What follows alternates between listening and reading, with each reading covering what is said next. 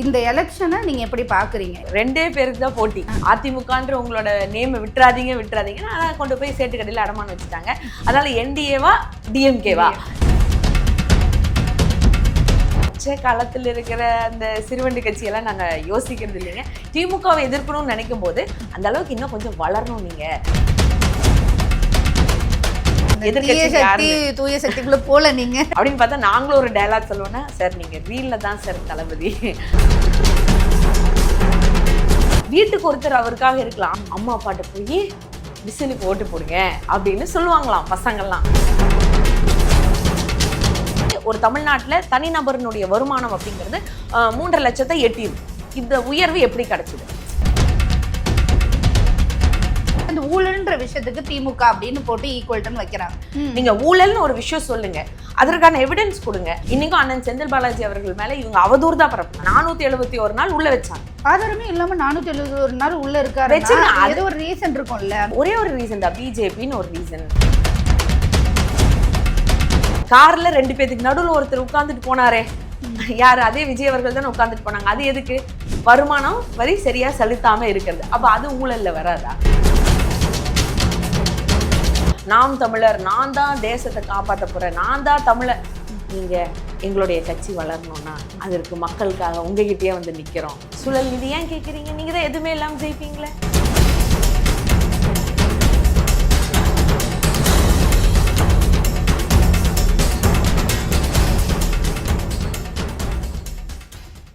வணக்கம் மேம். வணக்கங்க. தேர்தல் களம் சூடுபிடிக்க ஆரம்பிச்சிருச்சு. தொடர்ச்சியாக நிறைய விஷயங்கள் பேச வேண்டியது இருக்குது. குறிப்பாக இந்த எலெக்ஷனை நீங்கள் எப்படி பார்க்குறீங்க? ஏன்னா முன்னாடி இருந்த வரைக்கும் 3 பேர் அப்படின்ற ஒரு முதல்வர் வேட்பாளர்லேருந்து இன்றைக்கி 4ஆவதாக ஒருத்தர் இணைஞ்சிருக்காரு. ஸோ இந்த தேர்தல் ரொம்ப முக்கியமானதாக பார்க்கப்படுது பொதுவாகவே. ஸோ இது நீங்கள் எப்படி பார்க்குறீங்கன்னு ஆரம்பிச்சு அப்படி போகலாம். ஓகே, வணக்கங்க. ரொம்ப நல்லா தான் இருக்குது தேர்தல் களம். எப்போவுமே திமுகவுக்கு நாங்கள் எதையாக இருந்தாலும் எதிர்ப்போம். தோல்வியாக இருந்தாலும் வெற்றியாக இருந்தாலும் ஜெயிப்போங்க போது. ஆனால் இப்போ இருக்கக்கூடிய இந்த 5 வருஷம் ஆட்சி காலத்தை பார்த்து இனிமேல் வரக்கூடிய சூழ்நிலை எங்களுக்கான வெற்றியான வாய்ப்பு தான் அதிகமாக இருக்குது அப்படிங்கிறது எங்களோட பார்வை. இதில் இந்த 3 பேர் 4 பேர் இல்லைங்க, எப்போவுமே எங்களுக்கு நாங்களும் சொல்லுவோம் டயலாக், சொல்றதுதான். ஆனா நாங்களும் சொல்லுவோம், 2 பேருக்கு தான் போட்டி. இன்னைக்கு அந்த அதிமுகன்ற பேரை கூடி எடுத்துட்டு அவங்களே கொடுத்துட்டாங்க. நாங்க சொல்லல, நாங்க ஸ்டார்டிங்ல இருந்து சொல்லிட்டு தான் இருந்தோம், அதிமுகன்ற உங்களோட நேம் விட்டுறாதீங்க ஆனா கொண்டு போய் சேட்டுக்கடையில் அடமானம் வச்சுட்டாங்க. அதனால என்டிஏவா டிஎம்கேவா? இதுதான் விஷயமே தவிர மிச்ச காலத்தில் இருக்கிற அந்த சிறுவண்டி கட்சியெல்லாம் நாங்க யோசிக்கிறது இல்லைங்க. இல்ல அவங்கள தாழ்த்தணுன்றதுக்காக இந்த வார்த்தையை நாங்க பயன்படுத்தல. அவங்க ரொம்ப மிகைப்படுத்தி திமுகவை எதிர்க்கணும்னு நினைக்கும் போது அந்த அளவுக்கு இன்னும் கொஞ்சம் வளரணும். நீங்க வளர்ந்ததுக்கு அப்புறம் நீங்க செய்யலாமேங்கிறது இதாக தான் இருக்கும். ஓவர் கான்ஃபிடென்ட்டாலாம் சொல்லல, நேர்மையா சொல்றோம். தலைவர் அவர்களுடைய திட்டம் நல்லபடியா மக்கள் கிட்ட போய் சேர்ந்திருக்கு. உண்மையாலுமே 5 ஆண்டு ஆட்சி அப்படிங்கும் போது அது பெரிய கிரைசிஸ்ல தான் இது தொடங்கணும். இப்போ ஏடிஎம்கே கேட்டிங்கன்னா அவங்க உடனே சொல்லுவாங்க, ஏங்க முடிக்கும் போது கொரோனால நாங்கள் அவ்வளோ பண்ணோங்க. ஏங்க முடிக்கும் போது தான் கொரோனா, 10 வருஷம் நீங்க என்ன பண்ணிட்டு இருந்தீங்க, அதுதான் விஷயம். ஆனா திராவிட முன்னேற்ற கழகம் 2021 ஆட்சி அமைக்கும் போதே கொரோனா. அப்போ நிறைய ஃபினான்ஷியல் கிரைசிஸும் இருந்துச்சு.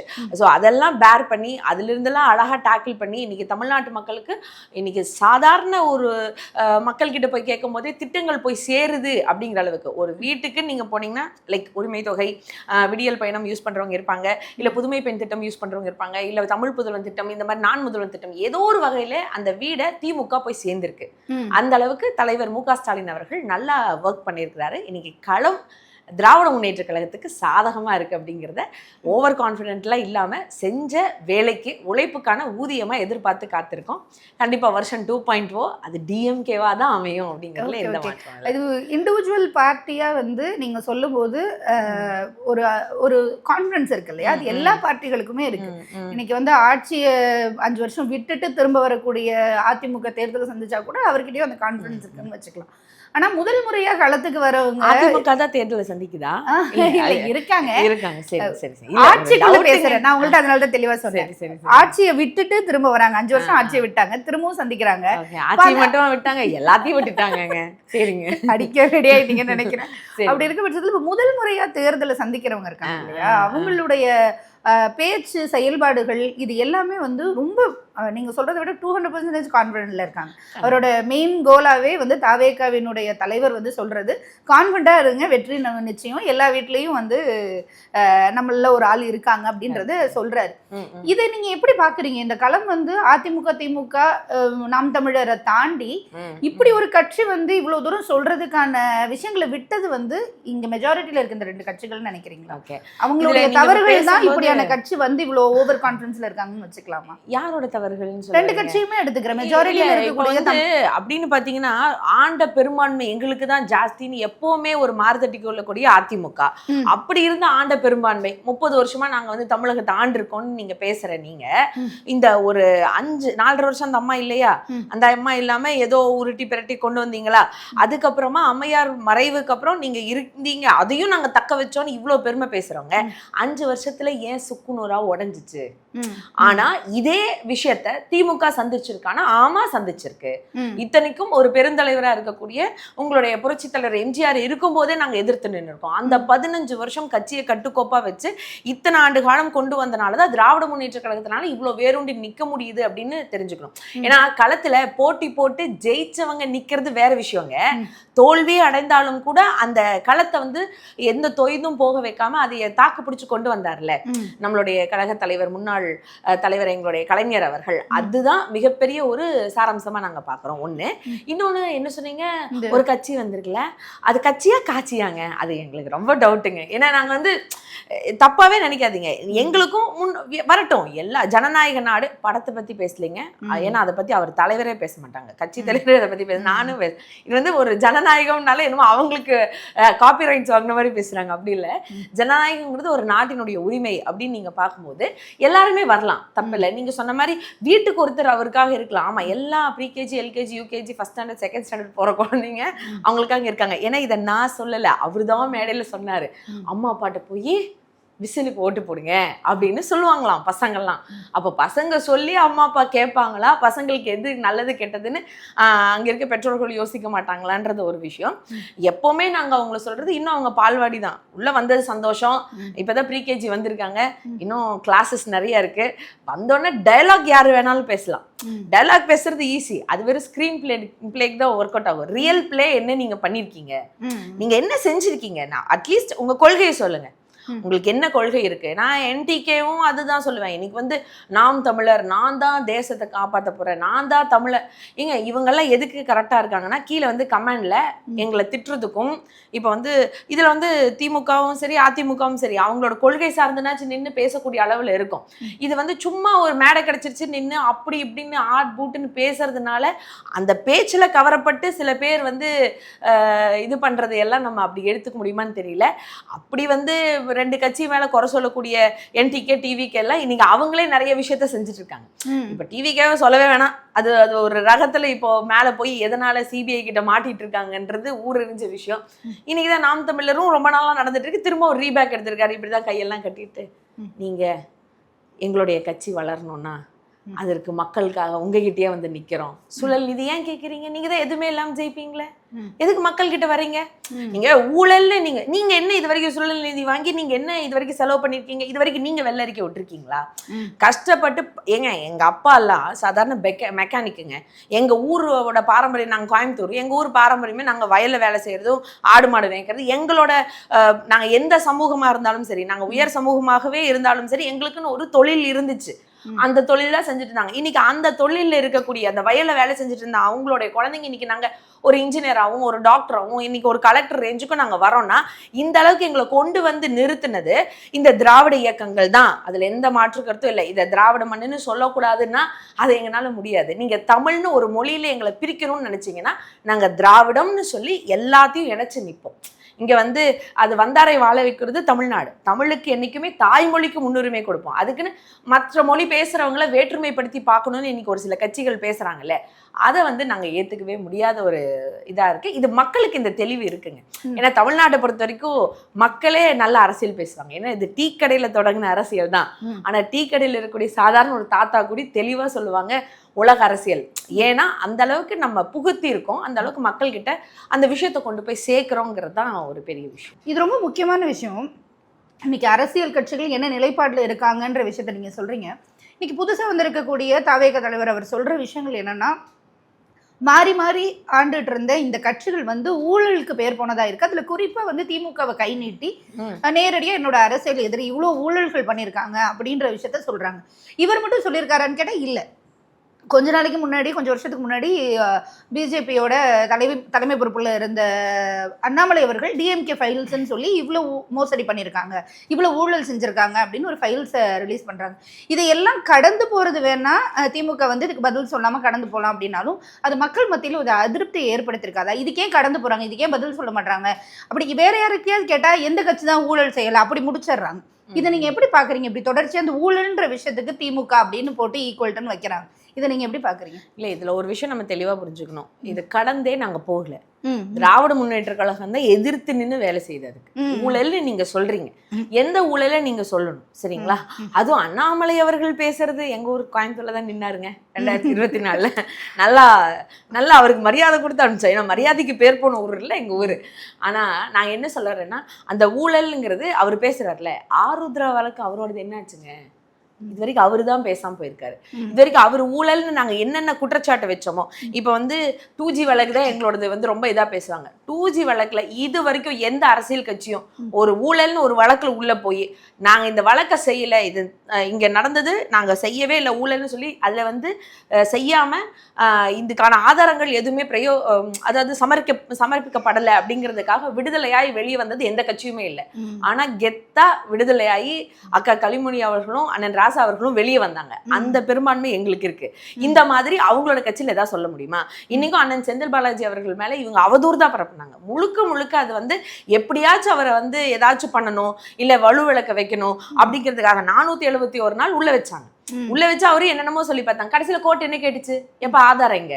இடி இவ்வளவு போனீங்கல்ல, அவர் மேல இவ்வளவு வழக்கு சொன்னீங்கல்ல, இதுக்கெல்லாம் ஆதாரம் கொடுங்க. ஆதாரமே இல்ல. ஆதாரமே இல்லாம 471 நாள் உள்ள இருக்காரு. அது ஒரு ரீசன் இருக்கும்ல. எந்த ரீசன் இல்லைங்க, ஒரே ஒரு ரீசன் தான், பிஜேபின்னு ஒரு ரீசன். அவங்களுக்கு கீழே தான் இடி வேலை செய்யுது, அவங்களுக்கு கீழே தான் ஐடி இருக்கு, சிபிஐ இருக்கு. இதெல்லாம் இது வந்து மக்களுக்கே தெரியும். இப்ப இதுதான் மக்களுக்கு தெரியும். இதை நாங்க திரும்பவும் சொல்றோம், எந்த விஷயத்தையும் நாங்க கடந்தே போகல. நீங்க ஊழல்னு ஒரு விஷயம் சொல்லுங்க, அதற்கான எவிடன்ஸ் கொடுங்க. அதை கேட்கறதுக்கு நீதிமன்றம் இருக்கு. நீதிமன்றங்கள் எல்லாமே வந்து இன்னைக்கு வந்து ஒருத்தருக்கு சாராதான் வேலை செய்யுதுங்கிறது தமிழ்நாட்டில் இருக்கக்கூடிய பாமர மக்கள் வரைக்கும் எல்லாத்துக்குமே தெரிஞ்சிருக்கு. அப்படி இருக்கும்போது அந்த இடத்துலயே நாங்க போய் எங்களை ப்ரூஃப் பண்ணிட்டு வரோம்ல, சரி எவிடன்ஸை காமிச்சிங்கன்னா அதுக்கான என்ன விஷயமோ அதை நாங்க செய்யறோம். இப்ப அண்ணன் நேரு அவர்கள் மேல கூட தான் மிகப்பெரிய அவதூறு வச்சாங்க. அப்ப RS பாரதி அவர்கள் மேலயும் இருந்துச்சு. RS பாரதி அவர்கள் தெளிவா ஒரு கேள்வி கேட்டாங்க. இதே ஒரு 5 வருஷத்துக்கு முன்னாடி ஒரு டேங்கர் லாரியில இத்தனை கோடி பணம் சீஸ் ஆச்சுன்னு சொல்லி நாங்க ஒரு கேஸ் கொடுத்தோமே, அது அப்ப அம்மையார் ஜெயலலிதா அவர்கள் தானே ஆட்சியில் இருந்தாங்க. அந்த பணம் எங்க போச்சு? அது என்ன நடந்துச்சு? அதுக்கு தாங்க எந்த வழக்கும் இல்லை, எந்த இதுவுமே இல்லை. இப்போ நேரு சார் அவர்கள் மேல போட்டதுக்கும் அவர் ஓப்பனா பேசுறாரு, என் மேல போடட்டும், நாங்க போய் என்ன விஷயமோ அதை இங்க இந்த மாதிரி தைரியமா ஒரு பிரஸ் மீட் கொடுத்து மக்களை சந்திக்கக்கூடிய இடத்துல இன்னைக்கு திராவிட முன்னேற்ற கழகம் இருக்கு. இப்ப இவ்வளவு பேசுற விஜய் அவர்கள் அவரே இன்னைக்கு எதுக்கு சிபிஐ போய் அலைஞ்சிட்டு இருக்காரு கரூர் வழக்கு? அதுக்கு முன்னாடி கார்ல 2 பேத்துக்கு நடுவில் ஒருத்தர் உட்கார்ந்துட்டு போனாரே, யாரு? அதே விஜய் அவர்கள் தானே உட்கார்ந்துட்டு போனாங்க. அது எதுக்கு? வருமானம் வரி சரியா செலுத்தாம இருக்கிறது. அப்ப அது ஊழல்ல வராதா? அது வந்து இன்னைக்கு இருக்க நார்மல், நீங்க ஒரு ரீல்ஸ்ல பாக்குற யங்ஸ்டர்ஸ் எல்லாம் இல்ல, இன்னைக்கு ஒரு நல்ல அறிவு சார்ந்த ஒரு இளைஞர்கள்லாம் கேள்வி கேட்கறாங்கல்ல, இவ்வளவு பேசுறாரு விஜய் அவர்கள், அவருடைய டிக்கெட் ரேட் இவ்வளவு ஜாஸ்தியா போகுது, ஏன் இத்தனை நாள் அவருக்கு தெரியாதா? அப்ப அதுல அவங்க ஊழல் செய்யலையான்னு நாங்க கேட்கல, யங்ஸ்டர்ஸ் கேட்கறாங்கல்ல, அதுக்கான பதில் அவங்களால சொல்ல முடியுமா? இதுல வந்து நீங்க வந்து ஒரு நேம் ஷேக் வச்சிருக்கிறீங்க. இது எல்லாத்துக்கு மேல 15 லட்சம் கொடுக்குறேன்னு சொன்னார்ல, யாருங்க? அண்ணாமலை அவர்களுடைய தலைவர் தான், நம்ம பிரதமர் அவர்கள் தான், நம்ம பிரதமர் தான், அதுலயும் எந்த மாற்று கருத்தும் இல்லை. அவர் என்ன சொன்னாரு? கருப்பு பணத்தை எல்லாம் ஒழிச்சு அதுல இருந்து நான் பணம் எடுத்து, எப்போ சொன்னாரு? 2014 சொன்னாரு. மேபி உங்களுக்கு எதாவது போட்டிருந்தா சொல்லுங்க, தெரிஞ்சுக்கிறோம். இதை விட ஒரு ஸ்கேம் பண்ண முடியுமா? ஒரு துவாரகா சாலை அமைக்கிறதுல சிஏஜி ரிப்போர்ட் கொடுத்துச்சு. சரி, எடப்பாடி பழனிசாமி அவர்கள் மேல ஊழல் இல்லையா? எங்களுடைய தலைவர் எதிர்கட்சி தலைவரா இருக்கும்போது 2020லயே ஒரு மிகப்பெரிய ஒரு ஃபைல் ரெடி பண்ணி கொடுத்தோமே, அதிமுகவினுடைய எடப்பாடி பழனிசாமி அவர்கள் உள்ளிட்ட 8 அமைச்சர்கள் மேல ஏன் நடவடிக்கை எடுக்கல? ஆனா எடப்பாடி அவர்கள் மேல போட்ட வழக்குக்கு வந்து அவர் பதில் சொல்லி தான் அதுல இருந்து வெளியில வந்துட்டேன்னு சொல்லி இப்பவும் பிரச்சாரங்கள்ல பேசுறாருல்ல. பேசுறாரு, ஊழல் இல்லைன்றது நிரூபிக்கப்பட்டது. நீங்க மீடியால இருக்கிறீங்க, இப்போ எங்க சைடு நாங்க இப்ப சொன்ன எல்லாத்துக்குமே ப்ரூஃப் மீடியாலேயே இருக்கு. நீங்க எடுத்து பார்த்தாலும் சரி, இல்ல எங்க கிட்ட கொடுக்க சொன்னீங்கன்னாலும் நாங்க தரோம். அவரை காமிக்க சொல்லுங்க, என்ன இருக்கும். இப்போ எங்க ஊர்ல வந்து அதிமுகவினுடைய ஒரு என்ன சொல்றது, ஒரு மேனாள் அமைச்சர் அப்படின்னு சொன்னா பேரே வரும், எஸ்பி வேலுமணி அப்படின்னு சொல்லிட்டு. அவரு மேல இல்லாத ஊழலா ஸ்மார்ட் கோவைன்னு உருவாக்குறேன்னாரு. எந்த இடத்துல திரும்பி பாத்தீங்கன்னாலும் அதுக்கான முகாந்திரமே கிடையாது. ஆனா எங்க தலைவர் சொன்னாரு, ஓட்டு போட்டவங்களுக்கும் செய்வேன், ஓட்டு போடாதவங்களுக்கும் செய்வேன்னு. 10 தொகுதி எங்களோடது, ஓட்டு இல்லதான், எந்த எம்எல்ஏவும் இல்லதான், டிஎம்கே சார்ந்து.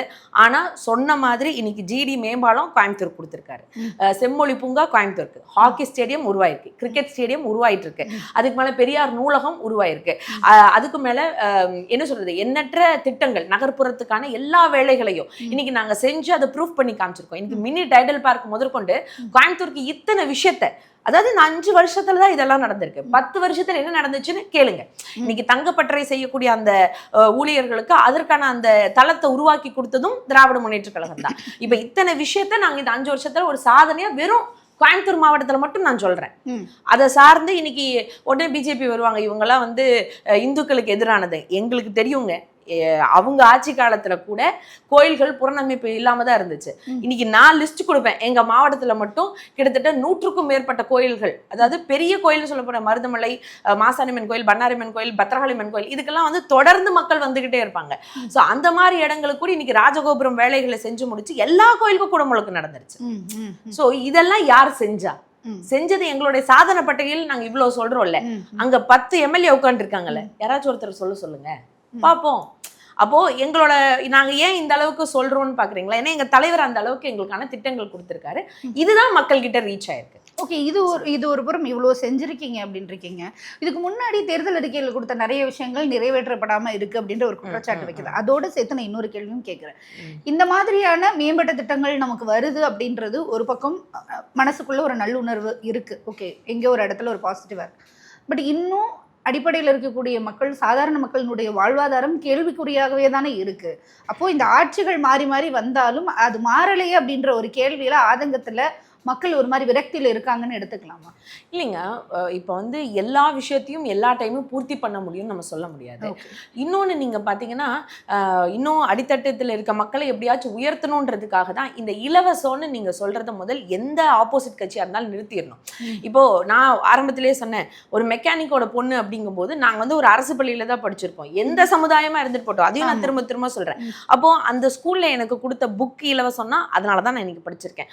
போட்ட சாப்பாடு இலவசம்னா அதனாலதான் என்னால நல்லா வர முடிஞ்சது. இன்னைக்கு முதல் பட்டதாரிங்கிற திட்டம் இல்லைன்னா நாங்க ஒரு 4 டிகிரி 5 டிகிரி வாங்கி ஒரு உட்காந்து இந்த ஒரு பொசிஷன்ல பேச முடியாது. அப்போ இதெல்லாம் இலவசங்கிற நீங்க சொல்ற அந்த ஸ்கீம்ல வந்துச்சுன்னா எங்களுக்கு அது மனித வளம் அப்படிங்கிற அந்த வெல்ஃபேர் ஸ்கீம்ல தான் தெரியும். ஒண்ணு. இன்னொன்னு, நீங்க சொன்னீங்களே அடித்தட்ட மக்களுக்கு, அந்த அடித்தட்ட மக்களை எப்படியாச்சும் மேல உயர்த்தி கொண்டு வரணும்னு தான் அந்த உரிமை தொகைன்ற 1000 ரூபாய் கொடுக்கப்பட்டுச்சு. இது எந்த ஸ்டேட்லயும் செய்யல, நம்ம தான் ஃபர்ஸ்ட் செஞ்சிருக்கோம். அதுல எந்த மாற்றமும் இல்லை. இன்னைக்கு பாத்தீங்கன்னா இந்த 4 வருஷத்துல இப்போ 10 வருஷம் முடிக்கும் போது வருமானத்துல, அதாவது ஒரு தனி மனிதனுடைய வருமானம்னு பார்த்தா 1,00,000 சொச்சம் தான் இருந்துச்சு. இது எல்லாமே ரிப்போர்ட்டிங் உங்களுக்கு இதுலயே இருக்கு. ஆனா இன்னைக்கு ஒரு தமிழ்நாட்டுல தனிநபரினுடைய வருமானம் அப்படிங்கிறது 3,50,000 லட்சத்தை எட்டி இருக்கு. இந்த உயர்வு எப்படி கிடைச்சது? இந்த உயர்வை வந்து அடித்தட்டத்தில் நம்ம இப்போ வேலை செஞ்சுட்டு இருக்கோங்கிறதுனால தானே கிடைச்சிருக்கு. இன்னைக்கு இந்த மக்கள் இன்னும் கஷ்டப்படுறாங்கன்னா இன்னைக்கு 100 நாள் வேலையை நிறுத்தி இருக்கிறாங்க. 100 நாள் வேலையை எதுக்கு கொண்டு வந்தோம்?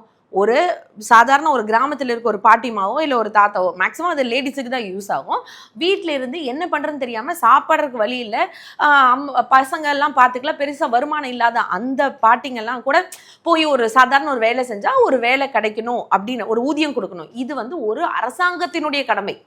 அது வந்து இலவசமா கூடி வேணாம், நீங்க ஒரு வேலை செஞ்சீங்கன்னா உங்களால முடிஞ்சதை நீங்க செய்யுங்க, எங்களுக்கான அடிப்படையை நாங்க உங்களுக்கு கொடுக்குறோம். இன்னைக்கு அதை கூடி ஒன்றிய அரசு தடுத்து நிறுத்துதுன்னு நாங்க சொல்றோம்ல. இதற்காக எதிர்கட்சிகள் எந்த கட்சி எங்களோட துணை நினைச்சு? யாருமே அதை கேள்வி எழுப்பல. மகாத்மா காந்தி அவர்களுடைய பேரை கூடி இன்னைக்கு எடுத்தாங்க. ஸோ அதையும் யாரும் கேள்வி கேட்கல. அப்போ நம்மளுக்கான உரிமைகள் கொஞ்சம் கொஞ்சமா போயிட்டு இருக்குங்கிறத தான் நாங்கள் இங்கே பதிவு பண்ண வைக்கிறோம். அதே மாதிரி அந்த மக்களுக்கு என்னென்ன இன்னைக்கு செய்யலை, வெல்ஃபேர்ஸ் என்ன செய்யலை, இன்னைக்கு நல்ல விதமான ஹாஸ்பிட்டாலிட்டின்ற மாதிரி இன்னைக்கு வந்து மருத்துவத்துறையில் நம்ம எல்லா விஷயத்தையும் கொண்டு போய் சேர்த்துறோம். அதே மாதிரி அவங்களோட அடிப்படை ஒரு சின்ன ஒரு கஷ்டத்துக்கு நான் சொன்ன மாதிரி இந்த உரிமை தொகை கொடுக்குறோம். இன்னைக்கு அந்த குழந்தைங்க படிக்கணுன்றதுக்காக புதுமை பெண் திட்டம் கொடுக்குறோம். அந்த மாதிரி குழந்தைங்க, அந்த குடும்பத்திலேருந்து வர குழந்தைங்க காலையில கூடி நல்லா சாப்பிடணும்னு காலை உணவு கொடுக்குறோம். இதுக்கு மேல அவங்க ஹையர் ஸ்டடீஸ் பண்ணணும் அப்படின்னு நினைச்சாங்கன்னா அந்த தமிழ் புதல்வன், நான் முதல்வன் திட்டம் இன்னைக்கு எவ்வளோ அதனால முன்னேறி வந்திருக்காங்கன்னு பாருங்க. இந்த வருஷம் மட்டும் கிட்டத்தட்ட JEE எக்ஸாம்ல நம்மளோட அரசு பள்ளியில படிச்ச குழந்தைங்க 448 பேர் ஓரளவுக்கு, அதாவது அந்த அளவுக்கு சக்சஸ்ஃபுல்லா காமிக்க முடிஞ்சிருக்கு. அந்த ஜாயிண்ட் என்ட்ரன்ஸ் எக்ஸாமினேஷனே கிளியர் பண்ண முடிஞ்சிருக்கு. அப்படின்னா இதெல்லாம் நம்ம செஞ்சுட்டு தானே மேம் இருக்கோம். நம்மளுக்கும் டைம் வேணும்ல. 8 கோடி மக்களை போய் ரீச் பண்ணணும் மேம். அப்போ அந்த அளவுக்கு நம்மளுக்கும் கொஞ்சம் டைம் வேணும். அந்த குறைகள் இருந்தாலும் அதை கேட்குற இடத்துல யார் இருந்தாருன்னு பார்க்கணும். இப்போ என் வாக்குச்சாவடி வெற்றி வாக்குச்சாவடின்னு போட்டோம். அப்புறம் வந்து உங்களை தேடி ஸ்டாலின், உங்களை தேடி முதல்வர் அப்படிங்கிற முகாம்கள்ல இருந்து நிறைய விஷயங்கள் நாங்கள் எடுத்திருக்கோம். இப்போ இங்கே சென்னை, வட சென்னை ஏரியா எப்படி இருந்துச்சுன்னு தெரியும். ஆனால் இன்னைக்கு அந்த மக்களுக்கு அந்த அளவுக்கு இடங்கள் எல்லாம் பார்த்து வீடுகள்லாம் அமைச்சு கொடுத்தோம்னா அதில் விமர்சனங்கள் வரலாம். எந்த ஒரு விஷயம் நடக்கும்போதும் குறைகள் இல்லாமல் இல்லை. ஆனால் செய்யக்கூடிய இடத்துலனாச்சும் நாங்கள் இருக்கோமா, அதை மக்களுக்கு நாங்கள் செஞ்சு கொடுக்குறோமா அப்படின்னு பார்க்கணும். அந்த வகையில் நம்மளோடது இப்போது நடந்துட்டு தானே மேம் இருக்குது. அதிமுகவை ஒரு பெரும் பொருட்டா வந்து இன்னைக்கு வந்திருக்க புதிய கட்சியை இருக்கிறவரோ இல்லை நாம் தமிழரோ எடுத்துக்கல. இந்த 2 கட்சிகளுக்குமே மெஜாரிட்டியாக யார் இருக்காங்க அப்படின்னு பார்த்தா திமுக தான் வந்து இருக்குது. ஏன்னா திமுக காலி பண்ணணும் அப்படின்றது தான் அவங்களோட எண்ணமாக இருக்குது. இப்போ இந்த தேர்தல் ஏன் ரொம்ப முக்கியமானதாக பார்க்கப்படுது அப்படின்னா, ரொம்ப கான்ஃபிடென்ட்டாக ஒரு புதுசாக வந்திருக்கக்கூடிய கட்சியை சார்ந்த தாவேக தலைவர் விஜய் வந்து இல்லை நாங்கள் தான் வருவோம், கிட்டத்தட்ட வந்து 45% ஆஃப் ஓட்டிங் இருக்குது அப்படின்னு சொல்லி செங்கோட்டையனில் ஆரம்பித்து நிர்மல்குமாரில் ஆரம்பித்து எல்லாருமே சொல்கிறாங்க. ஒரு சலசலப்பு இந்த தேர்தலில் இருக்குமா? ஓட்டிங் பர்சன்டேஜாக ட்ரமாண்டஸான சேஞ்சஸை வந்து தாவேகா பண்ணிடுமான்னு எனக்குமே உறுதியாக தெரியல. ஆனால் ஒரு ஓட்டிங் பர்சன்டேஜில் சலசலப்பு இருந்தால் அது இங்கே இருக்கக்கூடிய மெஜாரிட்டியான அந்த 2 கட்சிகளுக்கு ஒரு பெரிய அடியாக வந்து விழுமா அப்படின்ற கேள்வி. இல்லை, இது வந்து ஒன்று விஷயம் புரிஞ்சுக்கோங்க. திமுகவில் இருக்கக்கூடிய எல்லாருமே தலைமையிலேருந்து கடைசி வரைக்கும் எல்லாரும் வந்து அதை பேச வேணாம்னு நினைப்போமே தவிர யாரையும் குறைச்செல்லாம் என்றைக்குமே மதிப்பிட மாட்டோம். எல்லாத்துக்கும் அந்த மாண்பு நாங்கள் வந்து கொடுக்கறது உண்மைதான்.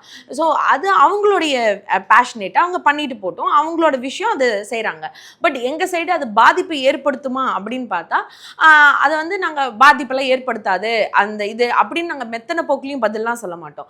இன்னும் அவங்க அளவு கூடி நாங்கள் என்ன செய்யலை, அவங்க ரீச் பண்ணுற இடத்துல நாங்கள் இன்னும் என்ன ரீச் பண்ணல. அப்போது அவங்க யங்ஸ்டர்ஸை ஃபோக்கஸ் பண்ணுறாங்களா, நாங்கள் யங்ஸ்டர்ஸை ஃபோக்கஸ் பண்ணலையேன்னு நினைக்கிறீங்களா அப்படின்னா அவங்களுக்கு என்ன பண்ணணும், அதனால் அவங்கள போய் நாங்கள் அப்ரோச் பண்ணுறோம். இந்த டைமே எங்களுடைய துணை முதல்வர் அண்ணா உதயநிதி அவர்கள் ரொம்ப ஓப்பனாகவே மீட்டிங்கில் கேட்டார், நீங்கள் வந்து இளைஞர் அணிக்கு வாய்ப்பு கொடுங்கன்னு சொல்லல தலைவரே, இளைஞர்களுக்கு நிறைய வாய்ப்பு கொடுக்கணும்னு நான் கேட்டுக்கிறேன் அப்படிங்கிறத சொல்கிறாங்க. அக்கா கனிமொழி வந்து பெண்களுக்கு அதிகமாக வாய்ப்பு கொடுங்கன்னு சொல்லி கேட்குறாங்க. ஸோ இந்த ப்ரையாரிட்டி வந்து கொடுக்கப்படுது.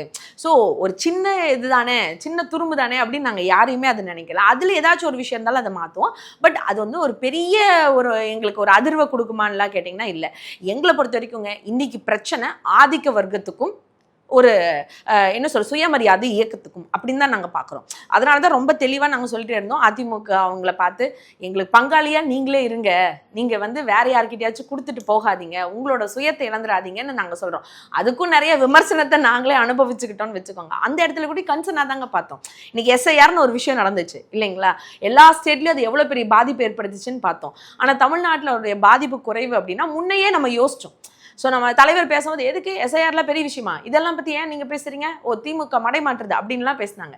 ஆனால் எல்லாரும் திமுகவுக்கு ஓட்டு போடுவாங்கன்னு நான் எங்களுடைய தலைவர் தமிழ்நாட்டு முதல்வர் அந்த வேலையை செய்ய சொல்ல, நீ யாருக்கு வேணாலும் ஓட்டு போடுங்க, ஓட்டுங்கிறது உன்னோட உரிமை, அது உன் கையில் இருக்கணும், அதற்காக நாங்கள் முன்னிலை எடுத்து செய்கிறோன்ற அந்த பொதுப்படையான எண்ணம் இருக்கு இல்லைங்களா, அதுதான்.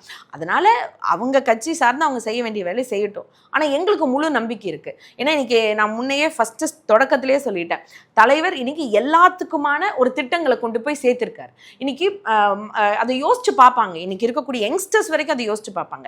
இன்னைக்கு UPSC தேர்வுல கூட 56 மாணவர்கள் நான் முதல்வன் திட்டத்தின் மூலமாக முன்னாடி வந்திருக்காங்க அப்படின்னு சொன்னா இந்த 10 வருஷம் நீங்க அதை செய்யலன்னு சுட்டி காமிக்கிறதுக்காக சொல்லல, எங்க குழந்தைங்க அந்த அளவுக்கு முன்னாடி வரும், இது இந்த அரசு வந்து நாங்க செஞ்சிருக்கோம் எடுக்கிறாங்க. இதை தாங்க எங்க தலைவர் ரொம்ப தெளிவா சொல்றாரு. எல்லா மீட்டிங்லயும் சொல்லுவார், நீங்க இன்னொருத்தரை அவதூறு பேசாதீங்க, இன்னொரு கட்சி சார்ந்தவங்களை வந்து இழிவுபடுத்தி என்னைக்குமே பேசிடாதீங்க. நம்ம திட்டத்தை மட்டும் சொல்லுங்க, நம்மளுடைய சாதனைகளை மட்டும் பேசுங்க, இது போதும் மக்கள்கிட்ட. இப்படி ஒரு தலைவர் வேணும்ல மேடம். இன்னைக்கு எதிர்கட்சி தலைவர்களே எந்திரிச்சு மேடை ஏறி நின்று ஒவ்வொருத்தருடைய தனி மனித விமர்சனம் பண்ணிட்டு இருக்கும் போது, ஒரு தமிழ்நாட்டினுடைய முதல்வர், அதை தாண்டி 75 வருஷ பாரம்பரிய கட்சியினுடைய தலைவராக இருக்கக்கூடிய மு.க. ஸ்டாலின் அவர்கள் சொல்ற ஒரு விஷயம், யாரையும் விமர்சனம் பண்ணிடாதீங்க, எந்த தனி மனிதரை பத்தியும் பேசிடாதீங்க, நம்ம கட்சியிலேயே நிறைய சாதனை இருக்கு, இதை சொல்லுங்க, யாராச்சும் ஏதாவது தவறுகள் சொன்னாலும் அதை திருத்திக்கோங்க அப்படின்னு சொல்லக்கூடிய மாண்பு இன்னைக்கு முதல்வருக்கு இருக்கிறதுனாலதான் இன்னைக்கு 21 கட்சி கூட்டணியில இருந்தாலும் அதை நம்ம அழகா ஹேண்டில் பண்றோம். தூய சக்திக்குள்ள போல நீங்க அதாவது மக்களுக்கு தெரியுங்க தூய சக்தி யாரு. இது வந்து நான் ஃபர்ஸ்டே சொல்றேன், இது சினிமா டயலாகே கிடையாதுங்க அப்படின்னு பார்த்தா நாங்களும் ஒரு டயலாக் சொல்லுவோன்னா, சார் நீங்க ரீல்ல தான் சார் தளபதி, இந்த தளபதிங்கிற இந்த ஒரு நெரேட்டிவ் வந்து நீங்க பிறக்கிறதுக்கு முன்னாடியே எங்களுடைய தலைவர் மு.க. ஸ்டாலினுக்கு நாங்க கொடுத்தோம். நீங்க இளைய தளபதின்னு தான் வச்சிருந்தீங்க, அதை எப்ப நீங்க தளபதிக்கு டிரான்ஸ்ஃபர் பண்ணீங்கன்னு எனக்கு தெரியல. ஆனா நாங்க ஸ்டார்டிங்ல இருந்தே இவரை தளபதின்னு தான் சொல்லிட்டு இருக்கோம். மக்களுக்காக மக்களோட இறங்கி மக்கள்கிட்ட வேலை செய்யக்கூடிய ஒரு முதல்வரா, இன்னைக்கு பெரும்பான்மையினுடைய நம்பிக்கை பெற்ற ஒரு முதல்வரா. எல்லாரும் சொல்றாங்களே கலைஞர் அளவுக்கு இவர்கிட்ட இல்லைங்க. இன்னைக்கு கலைஞரையும் ஒரு படி மிஞ்சக்கூடிய அளவுக்கு இவருடைய பொறுமையும் அந்த பாங்கும். நான் தான் சொல்றேன்ல, விமர்சனம் இல்லாத மனிதர்கள் இல்லை. இன்னைக்கு எந்த பெருந்தலைவர்னு நீங்க சொன்னீங்கனாலும் அவங்க கிட்டயும் ஒரு விமர்சனம் இருக்கும். அப்படிங்கும்போது ஆனா எல்லாத்தையும் டேக்கிள் பண்றாருல்ல. இவ்வளோ பெரிய ஒரு பாசிச சக்தி இவ்வளோ உள்ளே வரும்போது அதை எதிர்த்து நம்ம எவ்வளவோ போராடிட்டு இருக்கோம். இன்ன வரைக்கும் தொகுதி மறுசீரமைப்புக்கு என்ன பிரச்சனைன்னு தெரில. ஜிஎஸ்டி வரி பகிர்வுனா அதுக்கும் நம்ம கிட்ட பிரச்சனை ஒன்றும் சொல்ல மாட்டேங்கிறாங்க. எங்கள் ஊருக்கு நல்லா வந்திருக்கும் மெட்ரோ ட்ரெயின், அதுவும் போச்சு. இன்னைக்கு மதுரையில் வந்தெல்லாம் மோடி அவர்கள் பேசுகிறாரு, ஆனால் மெட்ரோ ட்ரெயினை பற்றி மட்டும் வாயவே திறக்க மாட்டேங்கிறாரு. ஸோ இந்த மாதிரி நிறையா விஷயங்கள் போயிட்டே இருக்கும். இது வந்து நான் சொன்னதில் ஒரு எக்ஸாம்பிள். இன்னைக்கு நம்ம குழந்தைங்க இது வரைக்கும் இந்திய வரலாற்றிலேயே, அதாவது சுதந்திர இந்தியாவுக்கு அப்புறம் அடிப்படை கல்விங்கிறது எந்த ஸ்டேட்லயும் ப்ரூவ் பண்ணல. கேரளா தான் இவ்வளோ நாள் சூப்பர் ஸ்டேட்டு, படிக்கிறதுல பெரும்பான்மைன்னு சொன்னோம்.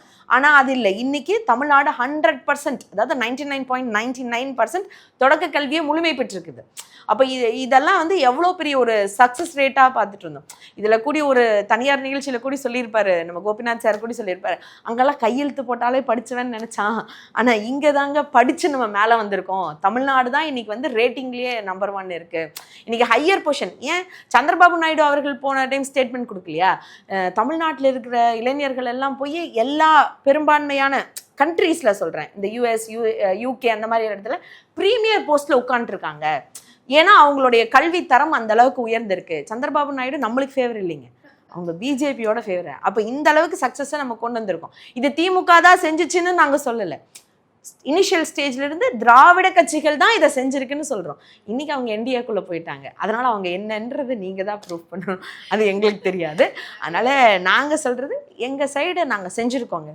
நிறைவா இன்னைக்கு மக்களுக்கு உண்மையாலுமே நிறைய செஞ்சிருக்கிறார் முதல்வர். அவர் முதல்வர்ன்ற இடத்துல இருந்து தான் செஞ்சிருக்காரு. அதாவது கூட திமுக கிரெடிட்டா எடுக்கணும்னு நினைக்கல, மக்களுக்காக அவர் செஞ்சிருக்காரு. மக்கள் திரும்பவும் அவரை வந்து ஆட்சியில் அமர வைப்பாங்க அப்படிங்கிற அந்த நம்பிக்கை எங்களுக்கு இருக்கு. அதுல நெருங்கிருச்சு, பொறுத்திருந்து தான் பார்க்கணும் மக்களுடைய தீர்ப்பு என்னவா இருக்க போகுது. ஒரு 36 நாள் தேர்தல் வந்ததுக்கு அப்புறமா தெரிஞ்சிரும், ஓட்டிங் ரிசல்ட் வந்ததுக்கு அப்புறமா தெரிஞ்சிரும். உங்களுடைய நேரம் ஒதுக்கி இன்டர்வியூ பண்ணதுக்கு ரொம்ப நன்றி. ரொம்ப வீரியமா அந்த கேள்வியை எடுத்துட்டு போனதுக்கான காரணம், குற்றச்சாட்டுகள் வைக்கும் போது அதுக்கான பதில் எங்க இருந்து வரும்னு கேக்குறாங்கல்ல, அவங்களுக்கு அந்த பதில சொல்ல வேண்டிய இடத்துல நீங்க இருக்கீங்க. நம்மளும் வந்து என்ன சொல்லணுமோ அதை தான் சொல்லியிருக்கோம். இதுல மிகைப்படுத்தி பேசுறதுக்கு ஒண்ணுமே கிடையாது. கண்டிப்பா ரொம்ப நன்றி. நன்றி.